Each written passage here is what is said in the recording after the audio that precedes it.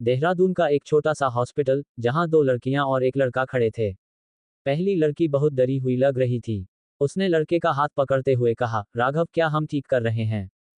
राघव ने कहा, तुम चिंता मत करो, मैं तुम्हारे साथ हूं। वैसे भी इतना ज्यादा समय नहीं लगेगा और तुम धैर्या को साथ क्यों लाए हो?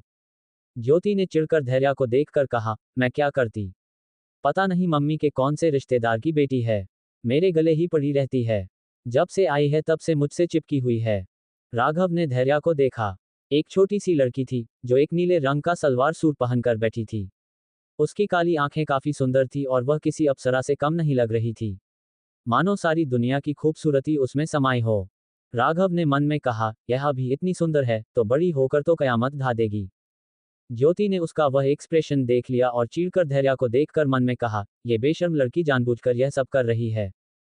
तभी वहां एक नर्स आई, जो ज्योति को अपने साथ ले जाने लगी। ज्योति ने जाने से पहले राघव को घूरकर देखकर कहा, खबरदार जो तुम उस गांव की लड़की के पास गए। राघव ने उससे कहा, तुम चिंता मत करो बेबी, मैं यही हूं, कोई प्रॉब्लम हो तो तुम मुझे बुला सकती हो। वहां नर्स ज्योति को रूम में ले गई। लगभग 1 घंटे बाद नर्स ने राघव को अंदर बुलाया। ज्योति सिर झुकाए बैठी हुई थी।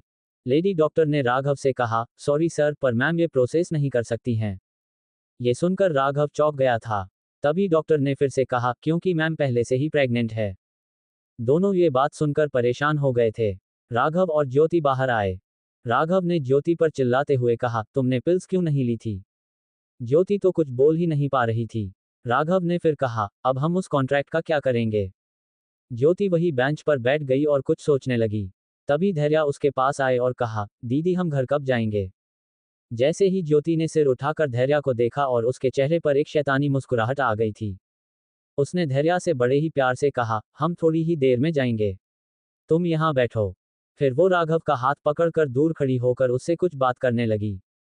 ज्योति ने कहा, क्या हुआ अगर मैं यह नहीं कर सकती?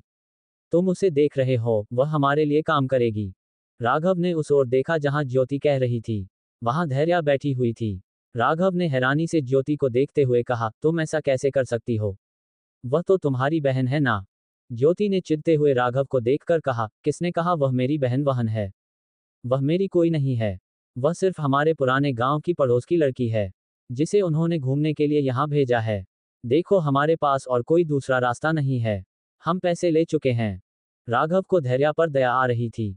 उसने ज्योति से कहा, ज्योति वह सिर्फ 17 साल की है। ज्योति ने गुस्से से राघव को देखते हुए कहा, तो तुम चाहते हो मैं वह सारे पैसे वापस कर दूं? तुम मुझे बताओ, क्या वह सारे पैसे अभी भी हमारे पास है? हमने उसमें से आधे खर्च कर दिए हैं। अब यही हमारा लास्ट ऑप्शन है। राघव ने हार कर उसकी बात मान ली। वह लोग धैर्या के पास गए। ज्योति ने बड़े ही प्यार से धैर्या से कहा, सुनो, जब हम हॉस्पिटल आए हैं तो तुम्हारा भी चेकअप करा देते हैं। क्या पता तुम्हारी तबीयत ठीक ना हो, वैसे भी तुम कितना काम करती हो। धैर्या जब से ज्योति के घर आई थी, ज्योति उससे सारा घर का काम कराती थी। धैर्या ने ज्योति को काफी मना करने की कोशिश की, पर ज्योति जबरदस्ती उसे उस रूम में ले गई। राघव ने पहले ही अंदर जाकर डॉक्टर और स्टाफ को पैसे दे दिए थे, जिससे वह उनका काम कर दे। धैर्या को कुछ समझ नहीं आ रहा था। इतनी सारी मशीनों में उसे क्यों लिटाया गया है? उसने डॉक्टर से भी पूछा, पर उन्होंने सिर्फ इतना ही कहा कि बड़े हॉस्पिटल में ऐसे ही इलाज होता है। धैर्या एक छोटे से गांव की लड़की थी, इसीलिए उसे शहर के बारे में ज्यादा कुछ नहीं पता था और वह मान गई। लगभग 2-3 घंटों के प्रोसेस के बाद वह काम हो गया। डॉक्टर ने ज्योति और राघव को धैर्या का खास ख्याल रखने को कहा, फिर वह लोग घर चले गए। ज्योति की मां शोभा ने जैसे ही तीनों को अंदर आते देखा, वह पहले तो खुश हुई, फिर उन्होंने जैसे ही धैर्या को देखा उनके चेहरे की सारी खुशी उड़ गई और उन्होंने गुस्से में कहा, तुझे बोला था ना घर में कितना काम पड़ा था, पर नहीं, तुझे तो बाहर घूमना है, अब जल्दी जा और सारा काम कर। धैर्या सर झुकाकर अंदर जाने लगी तो ज्योति उसका हाथ पकड़ते हुए कहा, माँ क्या कर रहे हो?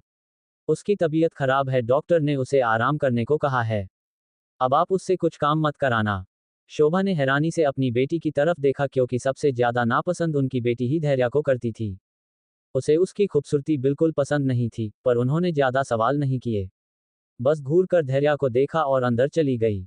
ज्योति ने धैर्या को भी उसके कमरे में जाकर आराम करने के लिए कह दिया था। राघव और ज्योति एक दूसरे को देखकर मुस्कुराने लगे। 2 हफ्ते बाद वो लोग फिर उसी हॉस्पिटल में थे। अंदर डॉक्टर धैर्या को चेक कर रही थी।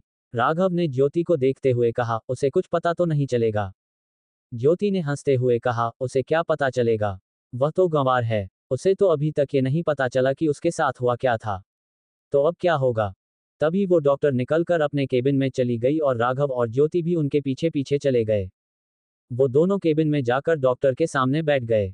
डॉक्टर ने एकदम सीरियस लुक के साथ कहा, प्रोसेस सक्सेसफुल रहा। अब वह तैयार है। ज्योति और राघव बहुत खुश हो गए थे। डॉक्टर ने कुछ दवाएं उन्हें लिखकर दे दी और कहा, ये दवाएं उसे जरूर देना, क्योंकि उसकी उम्र अभी बहुत कम है। उसकी बॉडी बहुत कमजोर है, पर जो भी हो आपने उस लड़की के साथ अच्छा नहीं किया। ये कहते वक्त डॉक्टर के चेहरे पर एक उदासी थी।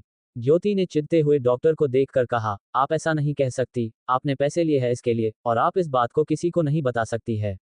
इस बात का खास ख्याल रखें। डॉक्टर ने एक नज़र ज्योति को देखा और वापस अपना काम करने लगी। राघव ज्योति को डॉक्टर की केबिन से बाहर ले आया। तब तक धैर्या भी वहां आ चुकी थी। उसने पूछा, दीदी, हम वापस हॉस्पिटल क्यों आए हैं? मेरी तबीयत बिल्कुल ठीक है। ज्योति ने एक नकली मुस्कान के साथ कहा, नहीं धैर्या, डॉक्टर ने तुम्हें आराम करने को कहा है। और वो उसे वहां से लेकर चले गए। लगातार 2 हफ्तों तक धैर्या की तबीयत काफी खराब रही। उसे रोज उल्टी होती थी और चक्कर आते रहते थे। उसे भूख भी नहीं लगती थी। ज्योति इन सब का कारण जानती थी, इसीलिए वह चुप रही। एक दिन राघव को एक कॉल आया।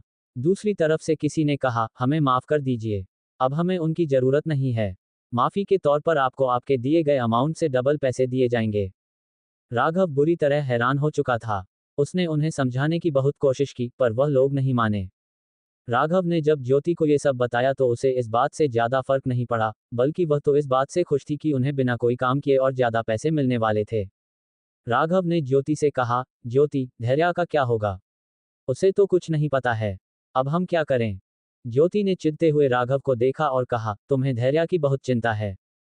राघव ने फिर कहा, तुम्हें भी होनी चाहिए, आखिर तुम भी एक लड़की हो। ज्योति ने कहा, मुझे फर्क नहीं पड़ता, तुम मुझे इतना बताओ कि वह लोग पैसे कब भेज रहे हैं। राघव ने हैरानी से ज्योति को देखा और कहा, सच में तुम कितनी निर्दय हो। ज्योति ने हंसते हुए राघव से कहा, तुम तो ऐसे कह रहे हो जैसे इसमें तुम्हारा कोई हाथ ही नहीं है। क्या तुम वो नहीं थे जिसने इस बात के लिए अपनी हाँ कही थी कि हम उसका इस्तेमाल कर सकते हैं? अब जब वह किसी काम की नहीं है, तो हम क्यों उसकी चिंता करें? और तुम टेंशन मत लो, उसका इंतजाम मैं कर दूंगी। दूसरे दिन धैर्या को ज्योति के पिता वनराज ने बस से उसके गांव भिजवा दिया। राघव को जब पता चला कि धैर्या को उसके गांव भेज दिया गया है तो उसे काफी बुरा लगा। उसने मन में कहा, हमने 17 साल की लड़की की जिंदगी बर्बाद कर दी और उससे माफी भी नहीं मांग सकते। फिर उसने अपने बगल में ज्योति को देखा, जो हंसते हुए वह पैसे गिन रही थी जो उन्हें मिले हैं।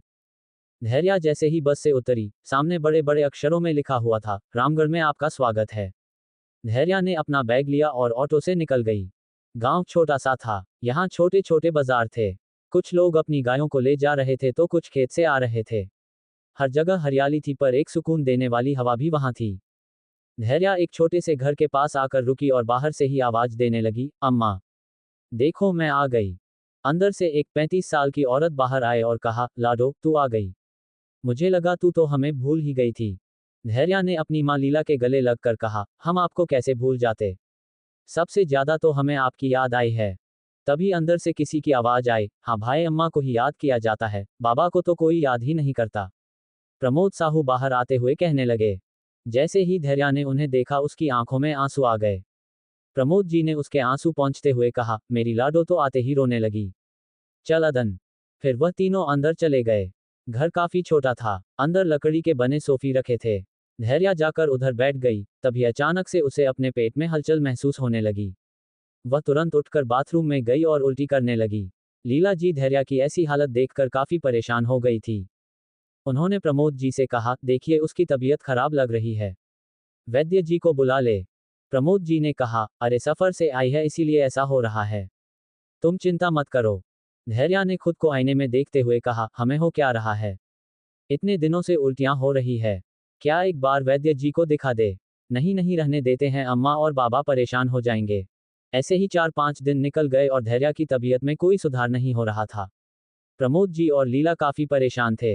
एक दिन गांव की शादी में धैर्या और उसका परिवार भी गया हुआ था। गांव के बड़े की चौपाल में शादी रखी गई थी। पूरा गांव उसमें शामिल हुआ था। शादी खत्म होते होते धैर्या की तबीयत फिर खराब होने लगी थी। वह एक पेड़ के पास खड़ी होकर उल्टियां कर रही थी। गांव के सभी लोगों का ध्यान उसकी तरफ जा चुका था। कुछ लोग बातें भी बना रहे थे। तभी एक बूढ़ी औरत धैर्या के पास गई और उसकी पीठ सहलाते हुए उसका हाथ पकड़ने लगी। जैसे ही उसने उसका हाथ चेक करा, वह 2 कदम पीछे हट गई और जोरों से चिल्लाने लगी, अनर्थ हो गया। ये लड़की, निकालो इसे यहाँ से। किसी को कुछ समझ नहीं आ रहा था। तभी गांव के सरपंच आगे आए। उन्होंने उस बूढ़ी औरत से पूछा, क्या हुआ है? तो उसने बताया, अरे ये लड़की, इसने पाप किया है, ये 1.5 महीने पेट से है। हर कोई सुन के हैरान था। धैर्या वहीं जमीन पर बैठ चुकी थी। लीला और प्रमोद जी सदमे में थे। सभी मिलकर उनके परिवार को गांव से निकालने की बातें कर रहे थे। सरपंच ने कहा, हम इस लड़की को इस गांव में नहीं रख सकते। यह बालिग भी नहीं हुई थी और उसने इतना बड़ा पाप कर दिया है। आपके परिवार को इस गांव से बहिष्कृत किया जाता है। तभी धैर्या उठकर खड़ी हुई और उसने आंखों से आंसू पोंछते हुए कहा, ये हमारी गलती है। हम इसके जिम्मेदार हैं। हमारे अम्मा और बाबा को इसका दोष ना दें। हम यहाँ से अभी चले जाएंगे और कभी इस गांव में कदम नहीं रखेंगे। ये कहकर वो वहां से जाने लगी। लीला उसे रोकने के लिए आगे बढ़ने लगी तो प्रमोद जी ने उसका हाथ पकड़ लिया। उनकी आंखों में भी आंसू थे। उन्होंने गुस्से में कहा, आज से तुम मेरी बेटी नहीं हो। मेरी बेटी ऐसी हो ही नहीं सकती। मैंने उसे ऐसी परवरिश नहीं दी थी। जीवन में कभी अगर मैंने तुम्हारा चेहरा देखा तो याद रखना तुम मेरी लाश देखोगी। निकल जाओ यहाँ से। धैर्या तो पहले ही वहां से जा रही थी, पर यह शब्द सुनकर उसके शरीर से मानो जान ही निकल गई। वह बेसुध होकर वहां से चली गई। उसे खुद नहीं पता था कि वह कहाँ जा रही है। वह जाकर एक बस में बैठ गई।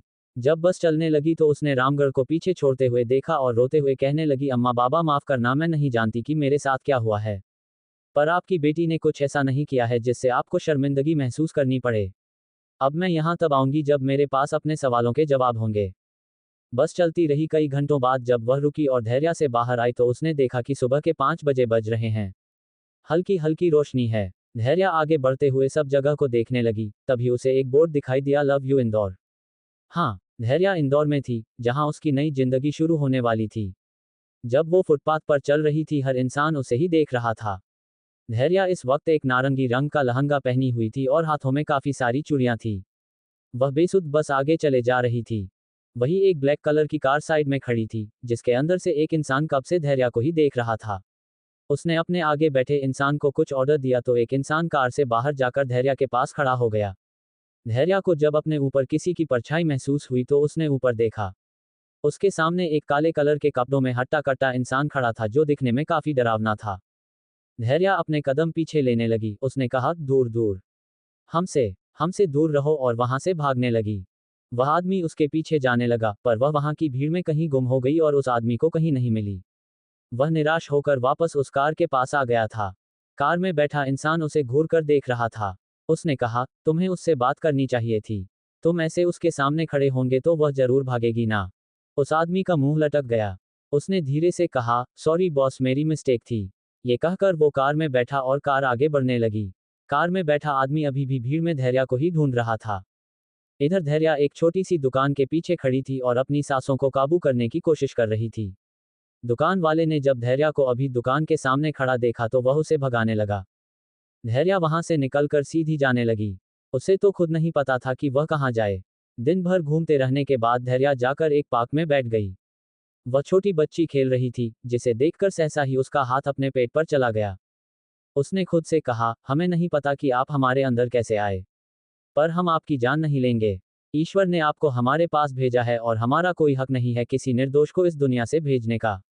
आपका और हमारा साथ ईश्वर ने बांधा है और हम हर हाल में आपको सुरक्षित रखेंगे। हमारे माता पिता का हाथ हमसे छूटा है, पर हम आपको कभी नहीं छोड़ेंगे। आप ही हमारी जीने का सहारा है। ये कहते हुए उसकी आंखों में आंसू थे। धैर्या को पता ही नहीं चला कि कब वह उस बेंच पर बैठे बैठे ही सो गई। उसकी नींद कुछ लड़कों की आवाजों से खुली, जो उसके सामने ही खड़े थे। अपने सामने इतने सारे लड़कों को देखकर धैर्या डर के मारे कांपने लगी। वह लड़के धैर्या को देखकर हंस रहे थे। धैर्या अपने सामने इतने सारे लड़कों को देखकर घबरा गई थी। उसकी तो ऐसी हालत हो गई थी कि वह हिल भी नहीं पा रही थी। उनमें से एक लड़का आगे आया और धैर्या को देखते हुए कहने लगा, भाई कमाल का माल मिला है आज। देख तो इसकी कमर क्या गजब ढा रही है। धैर्या ने जो लहंगा पहना था उसके दुपट्टे से उसकी कमर दिख रही थी। उसने जल्दी से उसे ठीक किया और खड़ी हो रही थी। तभी वो लड़का उसके कंधे पर हाथ रखकर उसे वापस वहीं बिठाने लगा और बाकी सारे लड़के हंस रहे थे। धैर्या ने रोते हुए कहा, हमें जाने दीजिए। हमने तो कुछ नहीं किया है, प्लीज जाने दीजिए। उन्हीं लड़कों के बीच एक लड़के ने हंसते हुए कहा, भाई सुन तो इसकी आवाज कितनी मीठी है, इसको तो सबसे पहले मैं भी लूंगा। तभी एक और लड़के ने कहा, यार तेरा नंबर पहले नहीं आ सकता। धैर्या उनकी बातों से बुरी तरह डर गई थी और वहां से भागने की कोशिश कर रही थी।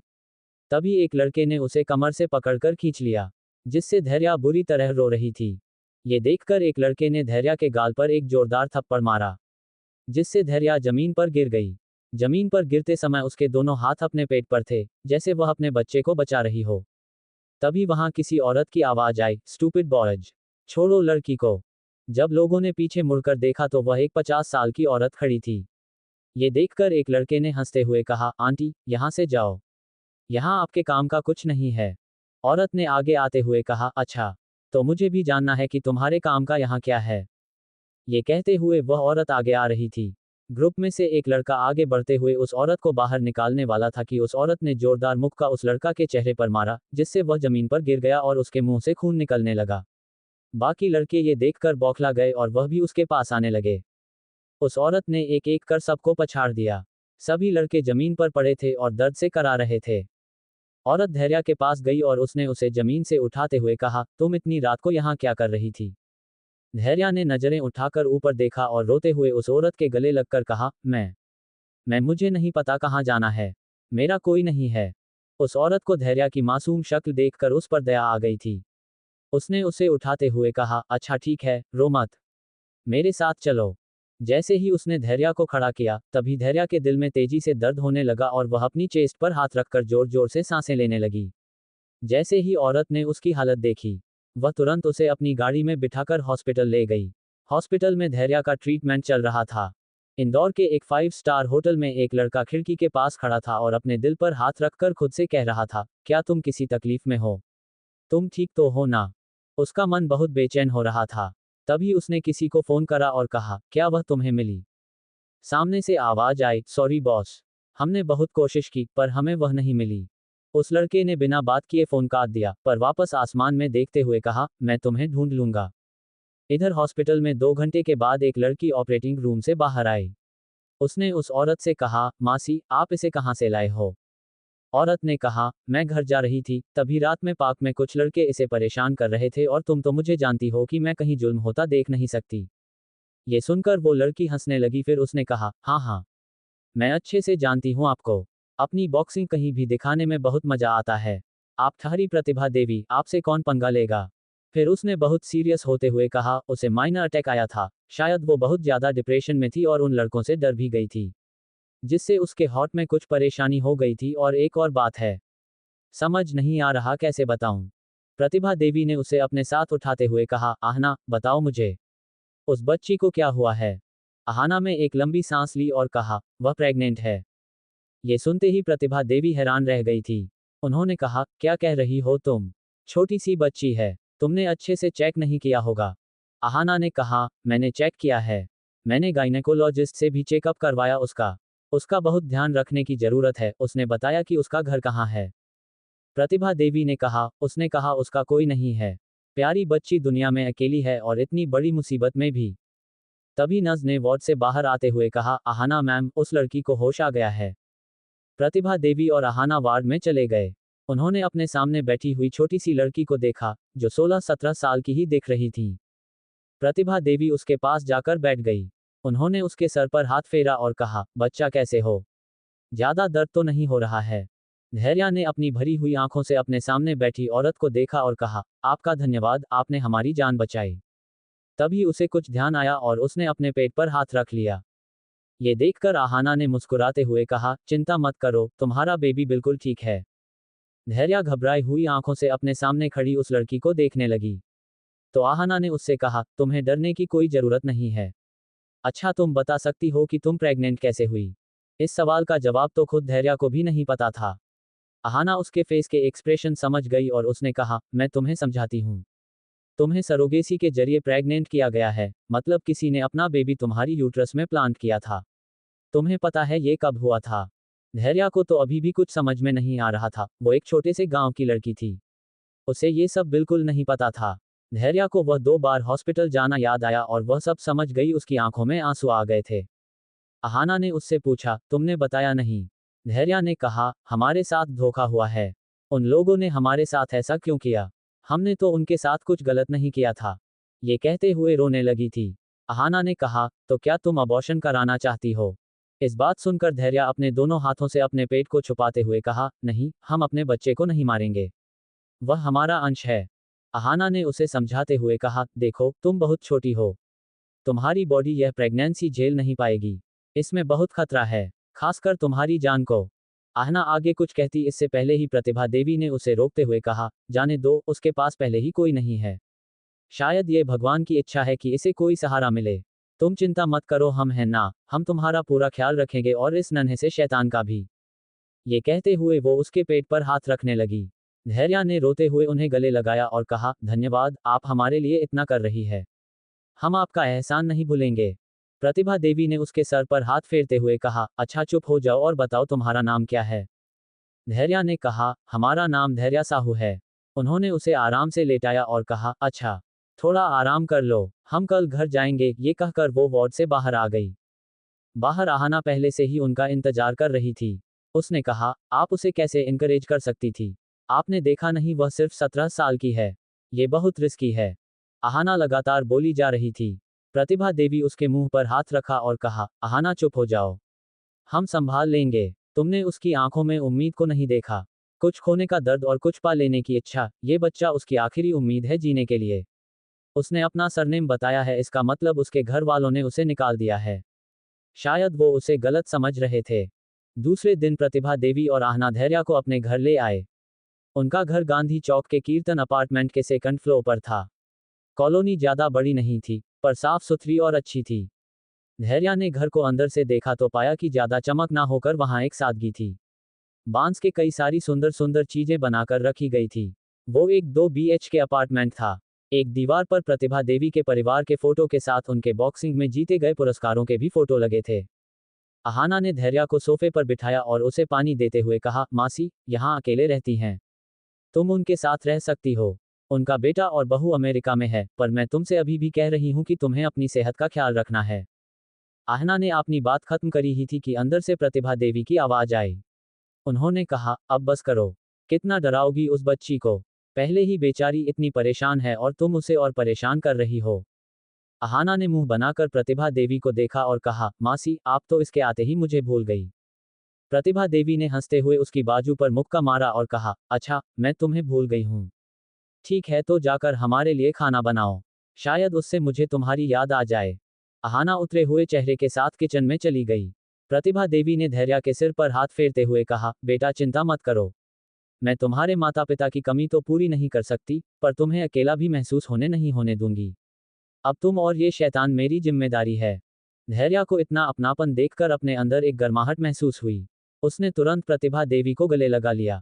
8 महीने बाद देहरादून, एक सबसे बड़े हॉस्पिटल में एक VIP रूम के अंदर एक लड़का बेजान सा बेड पर लेटा हुआ था। उसके सामने बेंच पर एक 55 साल की महिला बैठी थी, जो काफी रईस दिख रही थी और एकटक उस लड़के को देख रही थी। तभी उस रूम में एक आदमी अंदर आया, जो काफी लंबा था और उसने अपनी आंखों पर चश्मा चढ़ाया हुआ था।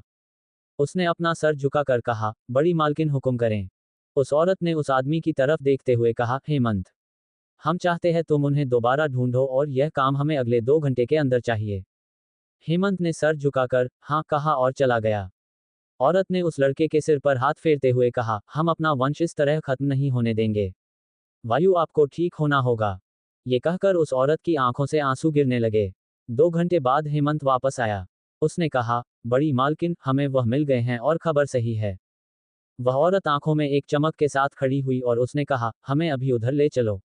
देहरादून की सड़कों पर 3 चमचमाती काली कार एक साथ चल रही थी। वो सभी कार एक छोटे से घर के पास आकर रुकी।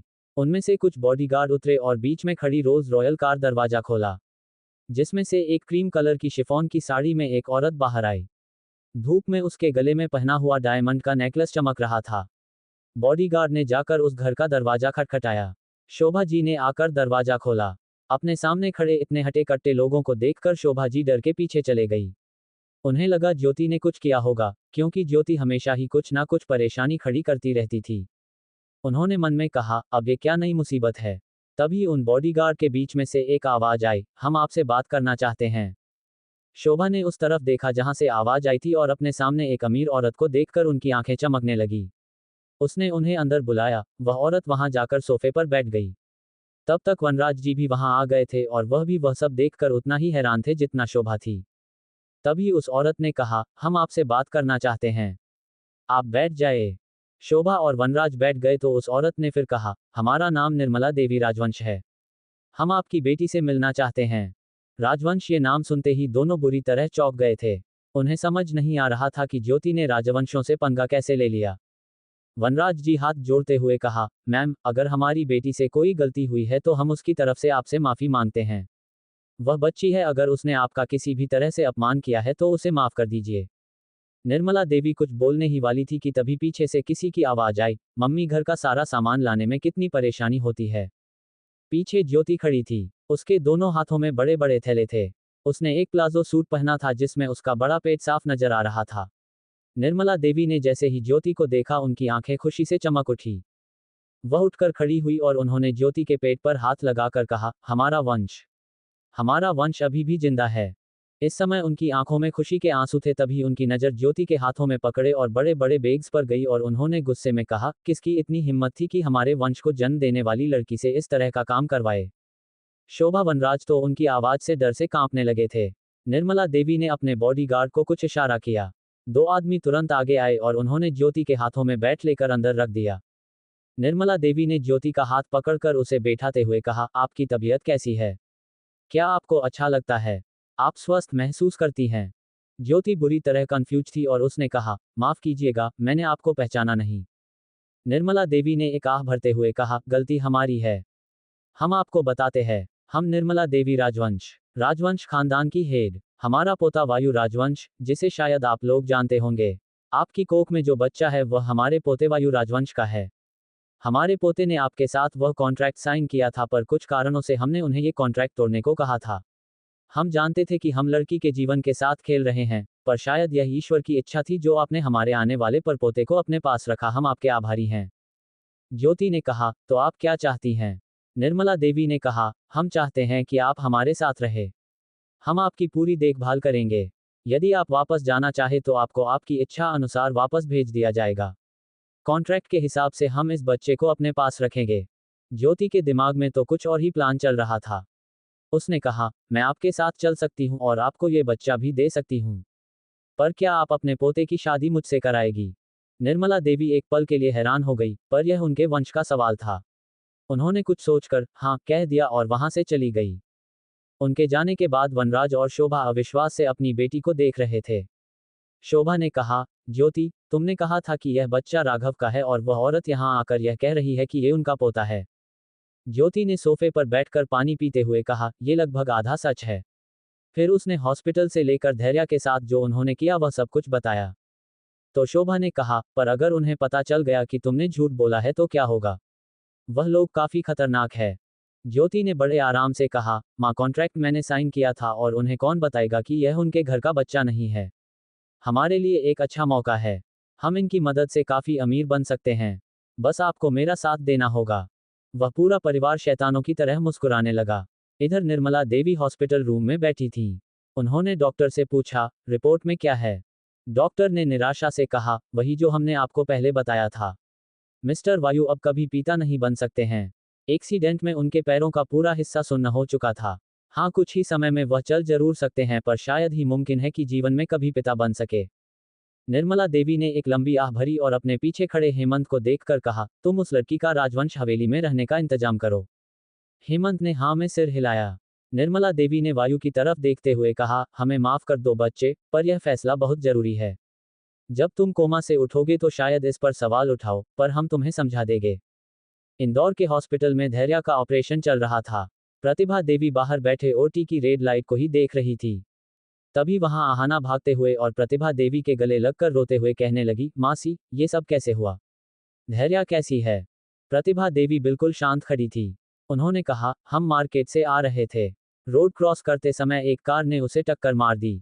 तभी डॉक्टर ओटी से बाहर आए और कहने लगी, देखिए, पेशेंट का काफी ब्लड लॉस हुआ है और उनकी कम एज के कारण ये डिलीवरी बहुत रिस्की है।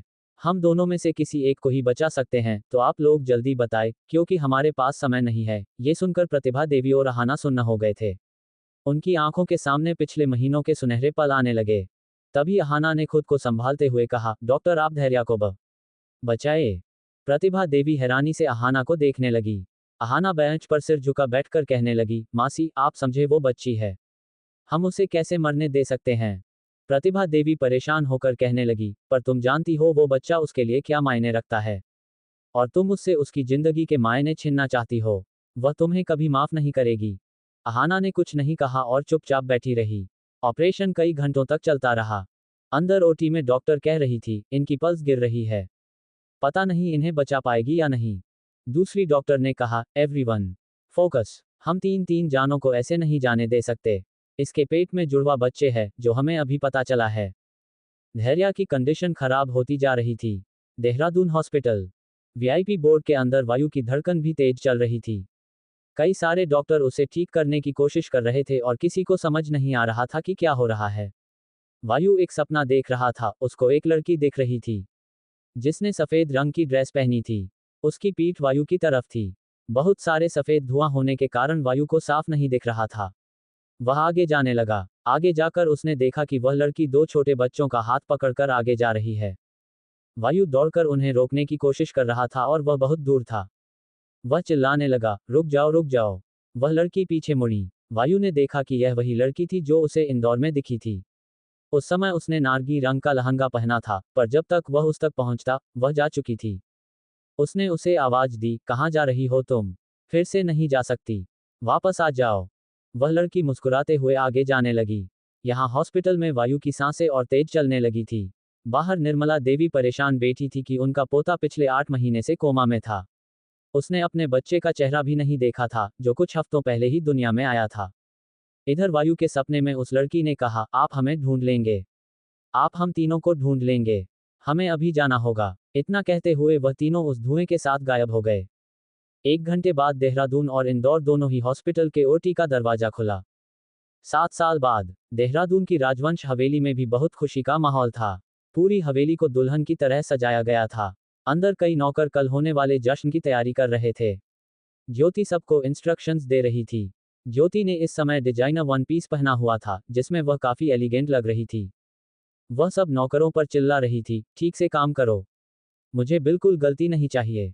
तुम जानते हो कल क्या है? अगर इतनी सी गलती हुई तो याद रखना सबको बहुत बड़ी सजा मिलेगी। तभी सीढ़ियों से उतरती हुई निर्मला देवी ज्योति को दिखाई दी। ज्योति मुस्कुराते हुए कहने लगी, दादी देखो, सारी तैयारी हो गई है। निर्मला देवी मुस्कुराते हुए कहने लगी, हमें चिंता की जरूरत ही नहीं है, आप है ना सब करने के लिए। ज्योति मुस्कुराते हुए मन में कहने लगी, हाँ हाँ मैं हूं ना, तुम्हारी सारी प्रॉपर्टी पर हुकूमत करने के लिए। निर्मला देवी ने कहा, कहाँ खो गई ज्योति? ज्योति ने कहा, कुछ नहीं दादी सा, बस यही सोच रहे थे कि क्या वह आएंगे। ये सुनते ही निर्मला देवी उदास हो गई और ज्योति के कंधे पर हाथ रखते हुए कहने लगी, आप चिंता मत करें, वह समझदार है, वह जानते हैं उन्हें कब क्या करना है। और फिर वापस अपने कमरे में चली गई। ज्योति मुंह चिढ़ाते हुए सीढ़ियों की तरफ देखने लगी और कहने लगी, देखना एक दिन ऐसा आएगा जब जा ही नहीं पाएगा।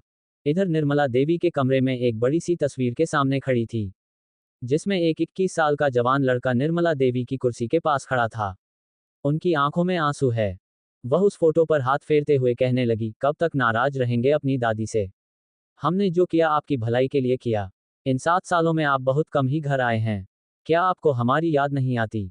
उस दिन जब से आप कोमा से उठे थे तब से आपका व्यवहार पहले से भी और कठोर हो गया है, पर हम जानते हैं आप कल जरूर आएंगे। हमारे प्यारे पोते वायु। रात के 12 बजे इंदौर में एक छोटा सा घर, अचानक ही लाइट ऑन हुई। एक लड़की जिसने पीले कलर का सूट पहना था, उसने जाकर दरवाजा खोला। दरवाजे के बाहर 2 औरतें खड़ी थी। वो चुपचाप अंदर आ गई। अंदर दूसरे कमरे में लाइन की रोशनी में एक छोटे से बेड पर 2 छोटे छोटे शरीर दिख रहे थे। तीनों दबे पांव अंदर आए और बेड के साइड में खड़े होकर कहने लगी, 1 2 3 हैप्पी बर्थडे एंजल्स। फिर अचानक से कमरे की लाइट ऑन हो गई। बिस्तर पर 2 छोटी बच्चियां चौंक कर बैठी हुई थी। उनकी बड़ी बड़ी नीली आंखें हैरानी से फैली हुई थी। दोनों ने ही ब्लू कलर का नाइट सूट पहना हुआ था। उनके लंबे बाल 2 छोटी छोटी चोटियों में बंधे हुए थे। आधी नींद में वह दोनों काफी क्यूट लग रही थी। वह तीनों औरतें जाकर उनके गले लग गई। तभी एक प्यारी सी आवाज आई, अरे हमें सांस नहीं आ रही है। दूर हटो दूर। तीनों हंसते हुए बैठ गई। दोनों छोटी लड़कियों में से एक लड़की बहुत प्यार से मुस्कुराते हुए तीनों को देख रही थी और दूसरी लड़की गुस्से से। दूसरी लड़की ने कहा, आप लोगों को पता है समय क्या हो रहा है? रात के 12 बजे बज रहे हैं। इसमें लोग सोते हैं और आप यहाँ पर हंगामा कर रही है। तीनों जाए और सो जाए। वह तीनों औरतें जो इस समय काफी खुश दिख रही थी, उस छोटी बच्ची की डांट सुनकर सिर झुकाकर बैठ गई। उस छोटी बच्ची ने लंबी आह भरी और कहा, ठीक है, नाटक ना करें। और अपने दोनों हाथ फैला दिए। इन पांचों ने ग्रुप हग किया।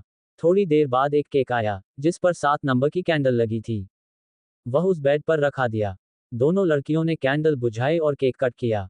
फिर केक काट कर सब सोने चले गए। सुबह के 5 बजे उसी घर की खिड़की के पास एक लड़की आसमान को देख रही थी। हमेशा नीला दिखने वाला आसमान सुबह सुबह की सूरज की किरणों से लाल हो चुका था। उसकी रोशनी से उस लड़की की आंखें चमक रही थी, जिसमें कुछ आंसू की बूंदें भी थी। तभी अपने कंधे पर किसी का हाथ महसूस हुआ। उसने बिना पीछे मुड़े कहा, 7 साल हो गए मासी। मेरी रावी और वीरा आज 7 साल की हो चुकी है। प्रतिभा देवी के बगल में खड़े होते हुए कहने लगी, सही कहा धैर्या।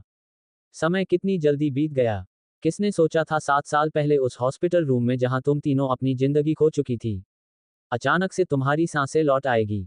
वह किसी चमत्कार से कम नहीं था। हमने तो उम्मीद ही खो दी थी, पर फिर वह दोनों शैतान और तुम वापस लौट आए। आज भी वह दिन याद करके दिल भर जाता है। तभी धैर्या को याद आया कि उस दिन क्या हुआ था।